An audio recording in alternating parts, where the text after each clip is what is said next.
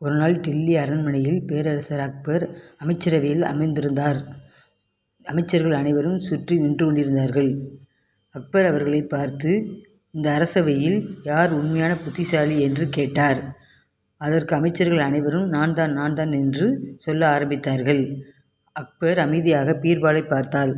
ஆனால் பீர்பால் ஒன்றும் கூறவில்லை. அப்போது அக்பர் ஒரு குவளையில் தண்ணீர் கொண்டு வரும்படி செய்தார்.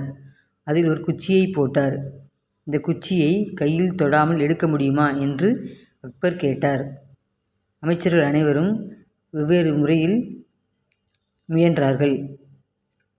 பீர்பால் சிரித்து கொண்டே குவளையை சற்று சாய்த்தார். குச்சி தானாகவே வெளியே வந்தது. அதை பார்த்த அக்பர், புத்திசாலித்தனம் என்பது பலம் அல்ல, சிறந்த யோசனை என்று அனைவரும் பீர்பாலின் அறிவை பாராட்டினார்கள்.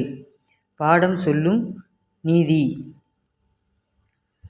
பிரச்சனைக்கு எளிய வழி எப்போதும் இருக்கும். அமைதியாக யோசித்தால் தீர்வு கிடைக்கும்.